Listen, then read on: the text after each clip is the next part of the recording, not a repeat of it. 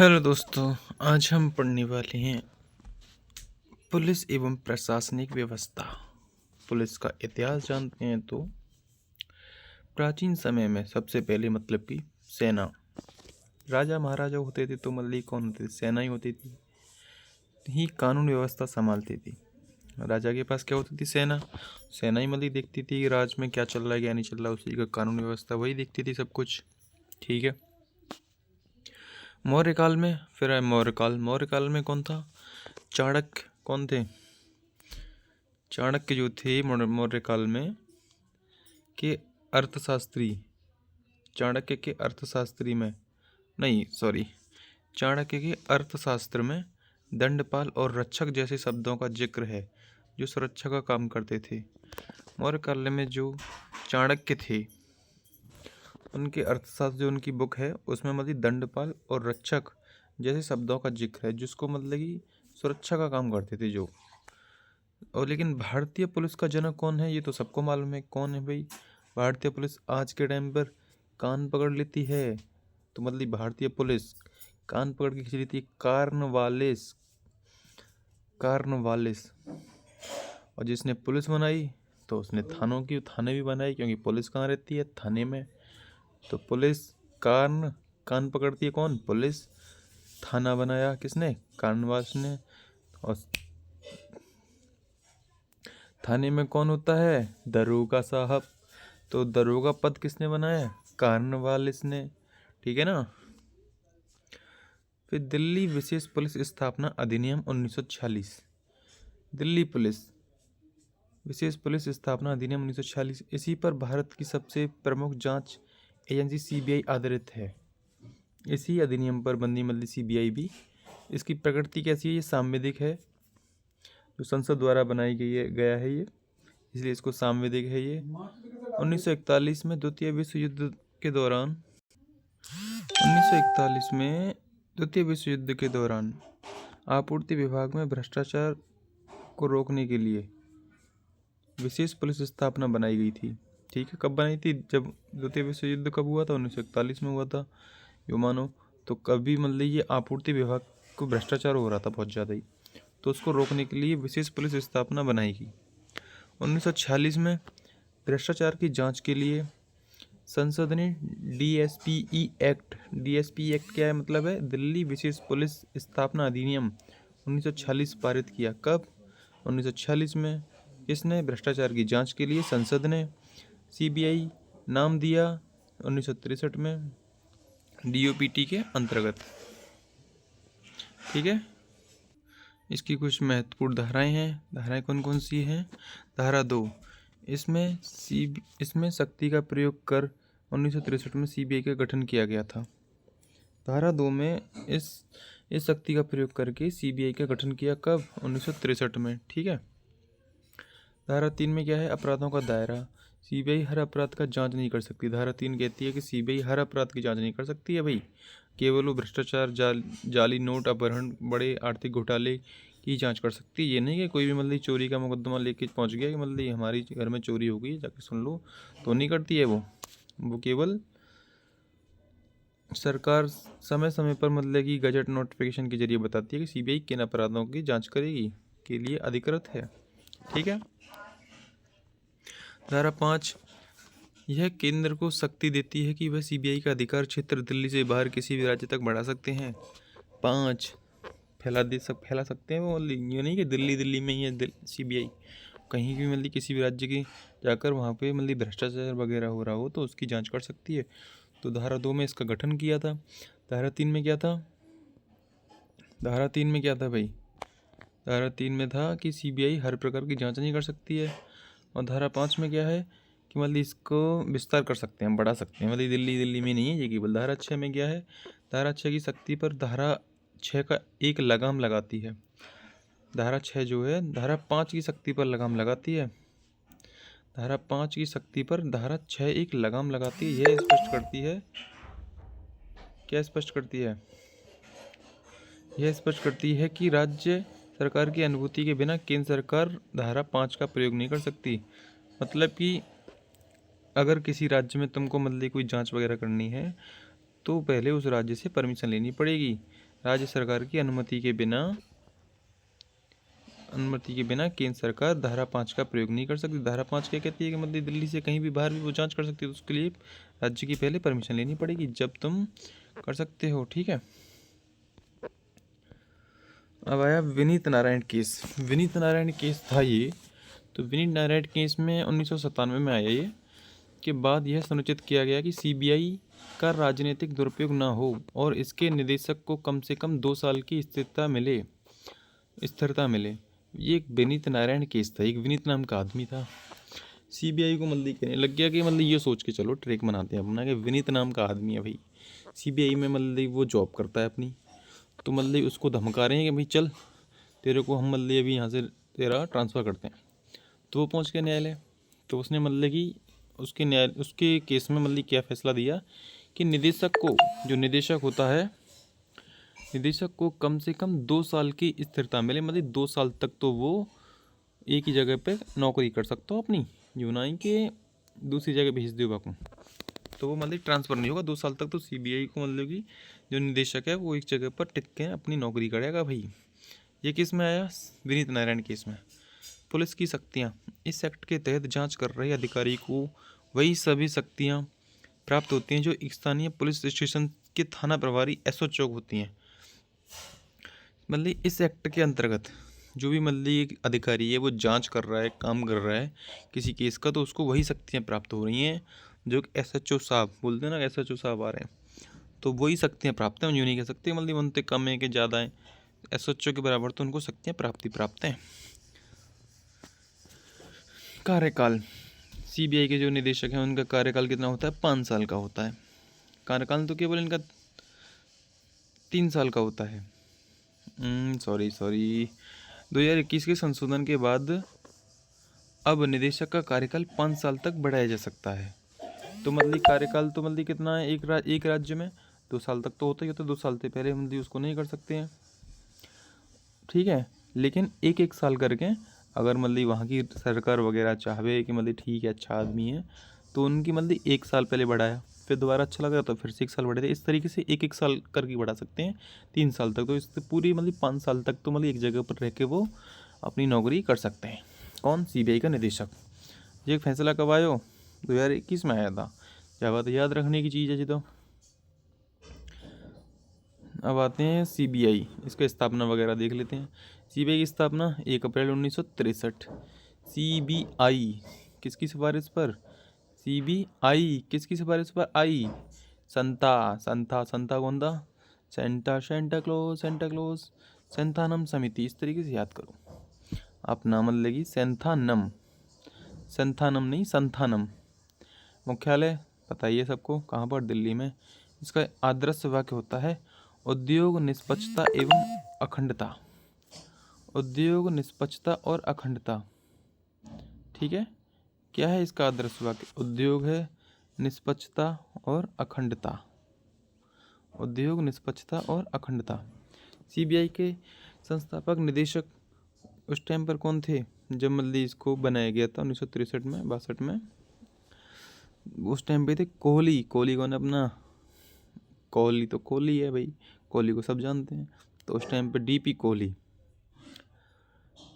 कोहली साहब जी थे। वर्तमान में कौन है? प्रवीण सूद याद रखना, सूद। मंत्रालय इसका कौन सा है? कार्मिक लोक शिकायत और पेंशन मंत्रालय। इसी के अंडर ये अपना काम करता है। ये कैसा निकाय है? जांच एजेंसी है, ये केवल जांच करती है चीज़ों की। ठीक है, तो आदर्श वाक्य उद्योग निष्पक्षता और अखंडता। उद्योग निष्पक्षता और अखंडता। ठीक है, याद हुआ ना? हुआ उद्योग निष्पक्षता और अखंडता आदर्श वाक्य है इसका। ये जब स्थापना होती जब कौन था? डीपी कोहली थे। अब कौन है? प्रवीण सूद हैं। मंत्रालय कौन सा है? कार्मिक लोक शिकायत जाती हैं जब तो वो जांच करते हैं। तो इसी तरीके से याद करो, काम की शिकायत गई, पेंशन की, ये मंत्रालय कार्मिक लोक शिकायत और पेंशन मंत्रालय के तहत ये अपना काम करता है।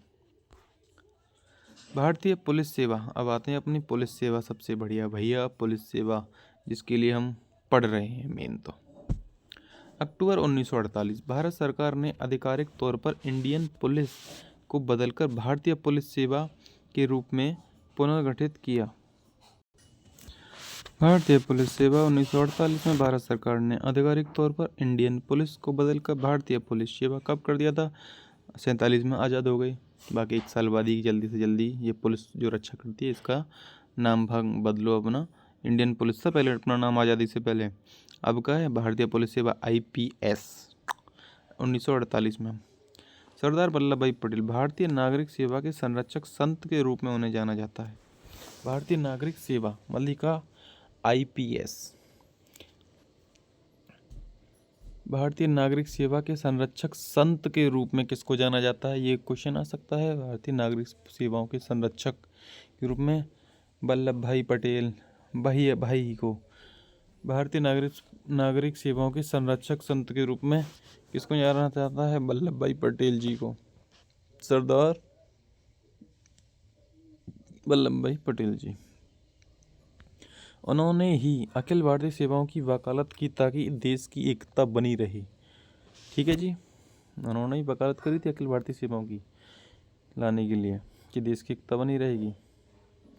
फिर आया 1948 में नियम और प्रतीकों का बदलाव हुआ।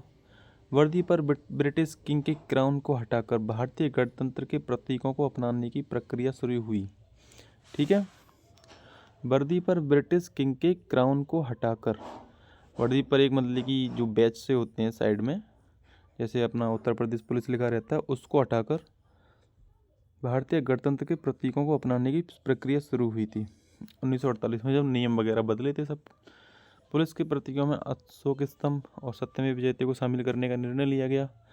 यह तय किया गया कि IPS अधिकारियों के रैंक बैच जो होते हैं वो चांदी के होंगे। IPS के जो होते हैं वो किनारे पर लगे होते हैं, वो किसके होते हैं? चांदी के। चांदी उन्हें राज्य पुलिस से अलग पहचान देंगे। जो बैच होते हैं वो चांदी के, सिल्वर के, वो उनको राज्य पुलिस से अलग पहचान देंगे कि ये राज्य पुलिस से अलग पहचान के हैं। प्रथम प्रशिक्षण बैच कौन सा था 1948 में? Central police training college CPTC की स्थापना राजस्थान के माउंट आबू में की गई थी। प्रशिक्षण जो बैच था उसको मतलब कि 1948 में सेंट्रल पुलिस ट्रेनिंग कॉलेज की स्थापना राजस्थान के माउंट आबू में करी गई थी। जो ट्रेनिंग होती है उनकी, वाह तरीका से याद रखें भाई। 1975 में इसे हैदराबाद स्थानांतरण कर दिया, मतलब ट्रांसफ़र कर दिया जाकर। कब? 1975 में कर दिया, जिसे आज हम सरदार वल्लभ भाई पटेल राष्ट्रीय पुलिस अकादमी के नाम से जानते हैं। कहाँ पर है ये? हैदराबाद में। कहाँ से ट्रांसफ़र हुई थी? माउंट आबू से। कब हुई थी? 1975 में हुई थी। कहाँ पर है? हैदराबाद में। क्या है? सरदार वल्लभ भाई पटेल राष्ट्रीय पुलिस अकादमी। इसको देख लेना, इसमें कोई वो नहीं है। अखिल भारतीय सेवा अधिनियम 1951।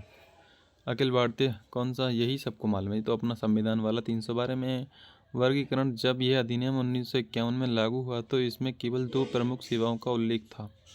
इसमें केवल कितनी जब सेवाएं थीं? अखिल भारतीय सेवा अधिनियम 1900 आर्टिकल 312 में ये भी याद रखना है कि अखिल भारतीय सेवा अधिनियम 1951 का है। कब का है भाई? आज़ाद हुए 47 में। उसके बाद में अपना संसद वगैरह काम वगैरह, फिर मतलब ये अपना ये अधिनियम बना कब? अखिल भारतीय सेवा अधिनियम 1951। आर्टिकल 312 में उस टाइम पर केवल 2 ही थी। कौन कौन सी थी? IAS और IAS और क्या है? IPS। भारतीय प्रशासनिक सेवा, भारतीय पुलिस सेवा, ये तो थी 1966 में कौन सी बन गई थी? IFS, भारतीय वन सेवा। ठीक है, भारतीय पुलिस सेवा। अब पढ़ते हैं हम थोड़ा IPS के बारे में। प्रशिक्षण संस्थान कहाँ पर है? सरदार वल्लभ भाई पटेल राष्ट्रीय पुलिस अकादमी। याद करो कब बताया था मैंने, ये कहाँ से ट्रांसफ़र हुआ था? माउंट आबू से हुआ था। कब हुआ था ये? 1975 में हुआ था। अब कहाँ पर है ये? हैदराबाद में है। इनकी पहचान क्या है? वर्दी पर लगे सितारे और अशोक स्तंभ। पहचान तो सबको मालूम है। प्रथम महिला IPS किरण बेदी थी, और अपना उत्तर प्रदेश की कौन थी? लक्ष्मी करके कुछ उनका नाम था। राज्य पुलिस बनाम IPS राज्य पुलिस बनाम आईपीएस। राज्य पुलिस के अधिकारी पदोन्नति पाकर आईपीएस बन सकते हैं। जो राज्य पुलिस के अधिकारी जो होते हैं वो प्रमोशन पाकर आईपीएस बन सकते हैं, लेकिन उन्हें यूपीएससी द्वारा नामित किया जाना अनिवार्य है। मतलब यूपीएससी जो विभाग है वो उनको नामित करेगा, जब भी वो मतलब कि आईपीएस बन सकते हैं। भारतीय पुलिस सेवा वर्दी नियम 1954। वर्दी नियम कब आया? 1954 में। अखिल भारतीय सेवा वाला कब था? 1951 में था। भारतीय पुलिस सेवा वर्दी नियम कब आया? 1954 में आया। सभी राज्यों के आईपीएस अधिकारी के लिए वर्दी का रंग कैसा होता है? खाकी होता है। आईपीएस अधिकारियों के लिए गहरे भूरे रंग के जूते और बेल्ट अनिवार्य हैं। ये 1954 से है, इसको याद रखो बस अपना।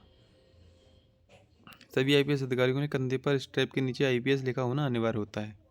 जो आईपीएस होते हैं उनके तो नीचे तुमने देखा है आईपीएस लिखा होना अनिवार्य है। एडीजी वगैरह इनको रैंक याद कर लेंगे। पीक कैप, इसमें गहरे नीले रंग का बैंड होता है। वरिष्ठ अधिकारियों जो इनकी पुलिस वगैरह जो यूनिफॉर्म होती है उसके बारे में 1954 अधिनियम था। जो वीरता या विशिष्ट सेवा पदक हमेशा बाईं ओर जेब के ऊपर लगाए जाते हैं। देखा हुआ तुमने, जब मतलब किसी को वीरता पुरस्कार वगैरह जो लगता है वो बाईं तरफ लगाते हैं जेब पर। राष्ट्रीय पुलिस आयोग। राष्ट्रीय पुलिस आयोग 1977 में। राष्ट्रीय पुलिस आयोग कब है? जी 1977 में। और उत्तर प्रदेश पुलिस की स्थापना 1863 में हुई थी। ठीक है, उत्तर प्रदेश पुलिस की स्थापना 1863 में हुई थी। और इंडियन पुलिस एक्ट कब का है? इंडियन पुलिस एक्ट, जिसको हमने मतलब 1948 में बदल दिया था आईपीएस से। तो ये तो इंडियन पुलिस एक्ट कब का था? वो 1861 का था। और उत्तर प्रदेश पुलिस की स्थापना 1863 में। 61 के 2 साल बाद ही मतलब कि उत्तर प्रदेश पुलिस की स्थापना करी गई। यूँ मानो, इससे ज़्यादा तरीका याद रखा करो बस। 1863 में उत्तर प्रदेश पुलिस की स्थापना।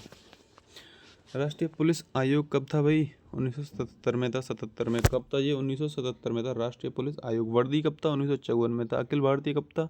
1951 में था। 1970 में यह की स्थापना हुई। इसके अध्यक्ष कौन थे? धर्मवीर, जो धर्म का काम करते थे, धर्मवीरा। इसलिए इन्हें धर्मवीरा कमीशन भी कहा जाता है। किसको? राष्ट्रीय पुलिस आयोग को। इसलिए इनका अध्यक्ष कौन थे? धर्मवीर जी थे, तो इसलिए इसको धर्मवीरा कमीशन भी कहा जाता है। इसका उद्देश्य क्या था? 1861 के पुराने पुलिस अधिनियम की समीक्षा करना और आधुनिक भारत के लिए पुलिस सुधारों की सिफारिश करना। आयोग ने 1979 से 1981 के बीच कुल 8 रिपोर्ट पेश की थी। आयोग ने 1979 से 1981 के बीच कुल 8 रिपोर्ट पेश करी थी। ठीक है। प्रकाश सिंह केस का आधार बना इनका। प्रकाश सिंह केस का आधार 2006 में सुप्रीम कोर्ट ने जो ऐतिहासिक फैसला सुनाया वह काफ़ी हद तक इसी आयोग की सिफारिशों पर आधारित था। 2006 में एक था मतलब केस था प्रकाश सिंह केस। तो मतलब 2006 में सुप्रीम कोर्ट ने एक ऐतिहासिक फैसला सुनाया जो काफ़ी हद तक इसी आयोग की सिफारिश, जो इस आयोग ने सिफारिशें दी थी वही काफ़ी हद तक मतलब कि उन्हीं से मिल रही थी। कौन से? धर्मवीरा। 1977 में गठन हुआ था। स्थापना, गठन क्या है, स्थापना हुई थी इस आयोग की। सिफारिशें क्या क्या थी भाई? रिबेरो समिति, रिबेरो 1998 रिबेरो पुलिस सुधारों की समीक्षा के लिए। ये बैर कर रहा होते हैं, ये बैर कर रहा है मेरे ते पुलिस सुधार करो जासूं। मतलब देखो ना, बैर करेगा कोई पुलिस वाला बन के। तो ये 1998 में बना था रिबेरो समिति। रिबेरो समिति कब थी? 1998 में। ये बैर कर रहा कौन थे? पुलिस सुधारों के लिए था कुछ, ये पुलिस सुधारों की समीक्षा के लिए। फिर पदमना भैया समिति, पदमना भैया समिति 2000 में। पुलिस भर्ती प्रशिक्षण के लिए। अरे भैया पुलिस में भर्ती करवाओ और प्रशिक्षण, ट्रेनिंग तो भी हम दे सकते हैं। पदन भैया ऐसे याद करो जाको अपने बस। पदन भैया समिति 2000 में। पदन भैया 2000 पुलिस की भर्ती करवाओ, हम ट्रेनिंग दे पाएँ जा वजह। तो पदन भैया समिति 2000 में पुलिस प्रशिक्षण और भर्ती के लिए। रिबेरो पुलिस में सुधार के लिए 1998। मलीमत समिति, मलीमत, अरे मलीमत आपराधिक न्याय प्रणाली में सुधार के लिए। जो अपराध न्याय कर रहे हैं आपराधिक न्याय प्रणाली में, आपराधिक न्याय मतलब किसी को मुलजिम को न्याय दिलाने वाले हो, न्याय प्रणा आपराधिक न्याय वो मलीमत, अरे मलीमत आपराधिक न्याय वालो आदमी जे मलीमत जाकू। सोली सोराबजी समिति 2005 में जिसने मॉडल पुलिस एक्ट का मसौदा तैयार किया था। ये इम्पोर्टेंट लगता है मुझे क्योंकि ये प्रीवियस ईयर में भी पूछा गया है। सोली सोराबजी समिति जिसने मॉडल पुलिस एक्ट का मसौदा तैयार किया। सोली सोराबजी समिति, सोली सोराबजी अब मसौदा बना दे। अब मसौदा मतलब कि पुलिस एक्ट का मसौदा बना के तैयार कर दो। सोली सोराबजी रिबेरो 1998 पुलिस सुधार के लिए। पदन भैया भर्ती और प्रशिक्षण के लिए 2000 में, ठीक है। और मलिमत आपराधिक न्याय के लिए कब, 2003 में। और ये कौन है, सोराबजी 2005 में जिसने मॉडल पुलिस एक्ट का मसौदा तैयार किया था, ठीक है। इसमें इस एक्ट में मॉडल पुलिस एक्ट जो मल्ली है ये प्रकाश सिंह केस में जो था, इसमें मतलब अध्याय कितने हैं, 16, धाराएं 261। मसौदा तैयार किया था सोली सोराबजी समिति द्वारा। कब किया गया था, 2005 में किया गया था। 1861 के पुराने अधिनियम को बदलना और पुलिस को शासक की पुलिस की बजाय जनता की पुलिस बनाना, इसका ये उद्देश्य था। कार्यकाल डीजीपी और थाना प्रभारी का न्यूनतम कार्यकाल 2 वर्ष। इससे मतलब क्या हुआ कि जो डीजीपी और थाना प्रभारियों एसएचओ का न्यूनतम कार्यकाल के मतलब एक जगह पे अगर इनका ट्रांसफ़र हुआ है तो हमारी 2 साल तक तो नौकरी करेंगे। बातें पहले कोई ट्रांसफ़र नहीं कर सकता इनको। कौन को, डीजीपी और एसएचओ। जी कब आओ, सोराबजी मॉडल आया 2006 में, जामे जी सिफारिशें थी। 2006 में प्रकाश सिंह बनाम भारत संघ मामले में आए फैसले के बाद इसे राज्यों के लिए एक मॉडल के रूप में पेश किया गया था, ठीक है। तो कब किया था ये पेश, प्रकाश सिंह, जब प्रकाश पड़ा कि मतलब ऐसे ऐसे करना चाहिए, तो प्रकाश सिंह बनाम भारत संघ मामले में किया कि राज्यों के लिए एक मॉडल के रूप में पेश किया गया, ठीक है। मॉडल एक्ट के तहत 3 निकायों का गठन सुझाव दिया गया था। कौन कौन से निकाय थे, राज्य पुलिस बोर्ड। राज्य पुलिस बोर्ड में क्या कही थी भाई, कि पुलिस के लिए नीति निर्धारण और निगरानी के लिए पुलिस स्थापना बोर्ड, पुलिस अधिकारियों के तबादले और पदोन्नति के फैसले लेने के लिए पुलिस शिकायत प्राधिकरण, पुलिस द्वारा की गई ज़्यादातर दुर्व्यवहारों की जांच करने के लिए। राष्ट्रपति का पुलिस वीरता पदक, राष्ट्रपति का पुलिस वीरता पदक, ये एक पदक होता है पुलिस में वीरता के लिए, जो इसको राष्ट्रपति का पुलिस वीरता पदक राष्ट्रपति देते हैं। यह सम्मान जान जोखिम में डालकर अपराधियों को पकड़ना, मुठभेड़, आतंकवादी विरोधी अभियान, मतलब बहादुरी वाले काम करते हैं जो पुलिस वाले चाहिए उनको दिया जाता है। इसकी घोषणा साल में 2 बार करी जाती है। कब कब, तुम ही सोचो कब कब करी जाएगी बहादुरी। एक तो 26 जनवरी को करी जाएगी, एक 15 अगस्त को करी जाएगी। पात्रता जाके क्या है, योग्यता क्या होनी चाहिए भाई, पुलिस बल के किसी भी रैंक के अधिकारी, मतलब किसी को भी मिल सकता है ये। कौन सा, राष्ट्रपति का पुलिस वीरता पदक, राष्ट्रपति का पुलिस वीरता पदक जो किसी को भी, कांस्टेबल को भी मिल जाएगा, डीजीपी को भी तो मिलता फिर कांस्टेबल तक को भी मिल सकता है। यह पदक चांदी का होता है। इसकी एक तरफ अशोक स्तंभ, दूसरी तरफ मतलब कि आगे पीछे, आगे तो अशोक स्तंभ है और दूसरी तरफ वीरता के लिए पुलिस पदक हिंदी और अंग्रेजी में लिखा होता है। जामे मस्जिद जिसको ये मिलता है उसकी सुविधाएं क्या हैं, ट्रेन यात्रा में छूट मिलती है, हवाई यात्रा में रियायत, सार्वजनिक कार्यक्रमों में विशेष सम्मान,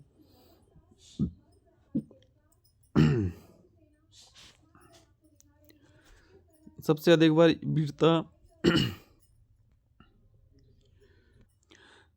बार वीरता पदक प्राप्तकर्ता कौन है भाई, राष्ट्रपति के वीरता पदक प्राप्त करता है सबसे ज़्यादा बार कौन है, संजीव यादव। लेकिन यूपी का रिकॉर्ड, यूपी में कौन को सबसे ज़्यादा, प्रशांत कुमार, 4 बार मिल चुका है इनको। नरेश कुमार को 7 बार मिल चुका है।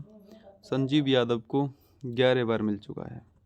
संजीव 11 बार, प्रशांत 4 बार, नरेश कुमार CRPF के हैं, इनको 7 बार मिल चुका है ये। महिला एवं बाल सुरक्षा डेस्क। महिला पुलिस एक्ट की सिफारिशों को ज़मीन पर उतारने के लिए उत्तर प्रदेश पुलिस ने थानों में इन डेस्क की स्थापना करी थी। इसे मिशन शक्ति के नाम से प्रभावी बनाया गया है। संचालन इसका महिला बीट अधिकारियों द्वारा किया जाता है ताकि पीड़ित महिलाएं खुलकर बात कर सकें। महिलाओं से महिलाएं तो बातें करती हैं, इसलिए ये बनाया गया है। उत्तर प्रदेश में सभी 1531 थाने, उत्तर प्रदेश में थाने कितने हैं? 1531। इस जाति का देखो 15 दूनी 30 होता है, वहाँ एक जोड़ दो तो 15 का डबल +1। थाने कितने हैं? 1531। शून्य FIR। कोई भी कहीं का मामला हो वह जगह पे जाके अपना मतलब हम जहाँ पे पहुँच गए वहाँ पे हम अपनी FIR लिखा सकते हैं, लेकिन बाकी जांच पड़ताल जो होगी वो वहीं के थाना करेगा जहाँ पे मतलब कि क्राइम वगैरह हुआ है। जब बात है याद रखियो। रात में गिरफ्तारी। किसी महिला की रात में गिरफ्तारी नहीं करी जाएगी सूर्यास्त के बाद में। अगर ज़्यादा ज़रूरी है तो मतलब मजिस्ट्रेट से मतलब परमिशन लेनी पड़ेगी, जब कर सकते हैं। लेकिन जब भी हमारे पास एक लेडी कांस्टेबल साथ में होनी चाहिए, जब कर सकते हैं हम।